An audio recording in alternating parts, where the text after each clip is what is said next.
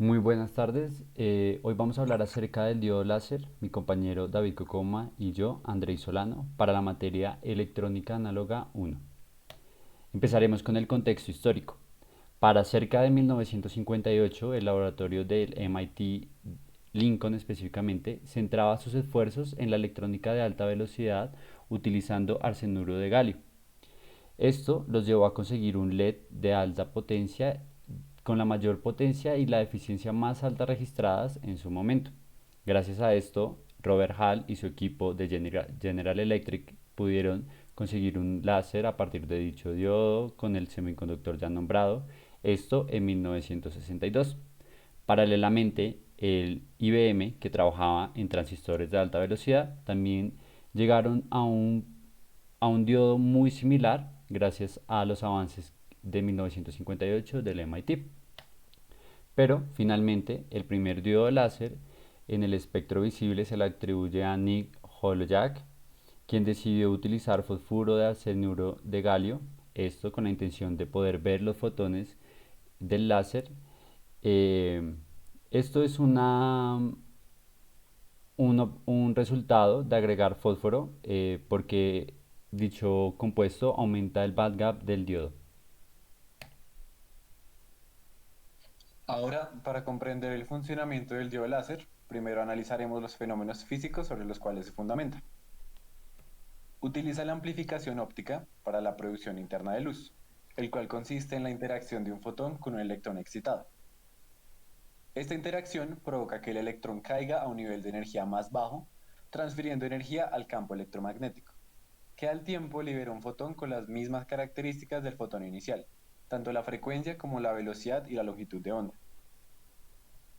Esta generación y amplificación de fotones es efectuado por el principio de emisión estimulada, el cual consiste en estimular más del 50% de los átomos de un material, para crear una inversión de población. Esto por medio de una polarización directa de la unión, es decir, conectando una fuente. Se usa para que el número de fotones estimulados sea mayor que el de los emitidos de forma espontánea, y así compensar las pérdidas de energía por el choque de electrones y fotones. Y finalmente, hace uso de una cavidad óptica resonante.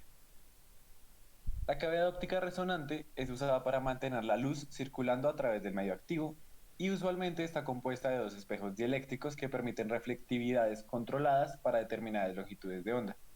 Es decir, que son capaces de realizar un filtro en el haz de luz dependiendo de su longitud de onda. Esta cavidad está conformada por dos espejos. El espejo trasero de alta reflectividad, que refleja cerca del 100% de la luz que recibe, y el espejo acoplador o de salida, que redirige ligeramente los rayos de luz y los filtra.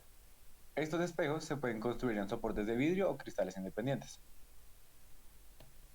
Siguiendo con la construcción física, el diodo láser, gracias a las heteroestructuras, que bien recordemos es la unión de dos semiconductores, dan a los diodos láser sus umbrales de emisión láser más bajos y las mejores características de temperatura. Gracias a los materiales del grupo 3 y 4, que son ideales para los dispositivos emisores de superficie complejo, como el que estamos analizando, un ejemplo de esto es si tenemos arsenurio de galio aluminio, la red cristalina de este coincide con el espaciado de la red de arsenurio de galio, por lo que pueden tener un crecimiento epitaxial en obleas de arsenurio de galio sin temor a defectos de cristal y dislocaciones. La epitaxia es el crecimiento de un cristal al depositar átomos sobre un sustrato una capa a la vez. Este es un proceso muy importante dentro de la fabricación de los diodos láser. Los espejos en un emisor de superficie se convierten en la propia estructura del láser. Son muy importantes debido a que cada uno de estos está compuesto por capas emparejadas de dos materiales diferentes, como lo puede ser el arsenurio de galio o el arsenurio de aluminio. Es importante que un material tenga un alto índice de refracción y el otro tenga un bajo índice. El índice de refracción es la relación entre la velocidad de la luz al vacío y la velocidad de la luz en el material. Esto tiene un resultado muy especial y es que gracias a estos pares de capas se pueden reflejar más del 99% de los fotones en la longitud de onda de la emisión de láser, lo que da como resultado una eficiencia y una eficacia muy alta. Como lo mencionamos anteriormente, los espejos son capas emparejadas de materiales de semiconductores y como vemos en la imagen de la derecha, la región activa incluye varias capas ultrafinas de pozos cuánticos que atrapan electrones y huecos inyectados desde los contactos metálicos. Un pozo cuántico no es más que una estructura de sustancia con bandgap de diferentes espesores que tiene como función confinar partículas que se mueven en tres dimensiones y limitarlo a dos dimensiones, es decir, acotar su movimiento. Esto permite que los pozos cuánticos en el diodo láser recombinen los portadores para producir fotones, lo que vemos en la imagen como unas flechas onduladas. Estos fotones en la onda correcta se van a multiplicar debido al rebote entre una abertura definida que hay en el contacto metálico y esto es lo que produce el haz de luz, lo que conocemos como el láser en sí, muy coloquialmente.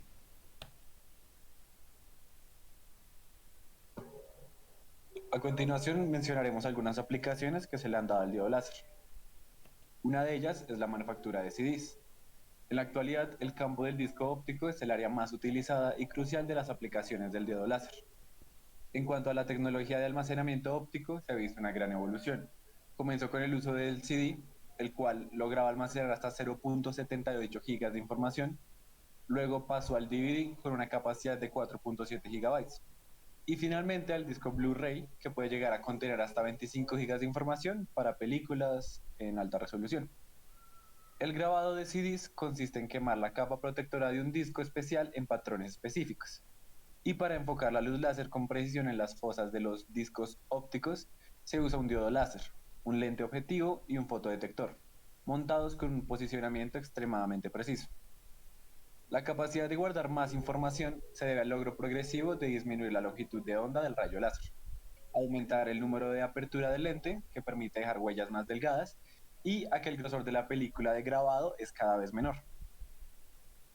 Para la manufactura de discos en masa, primero se recubre un sustrato maestro con una fina capa, luego se expone mediante un rayo láser y se revela. Este proceso forma una pista precisa de señal en espiral desde el interior del disco hasta el exterior, a modo de molde para replicar la información mediante el moldeo.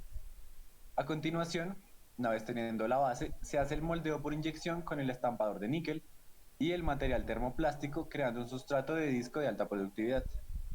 Se recubre el sustrato con capas reflectantes, protectoras y de etiqueta.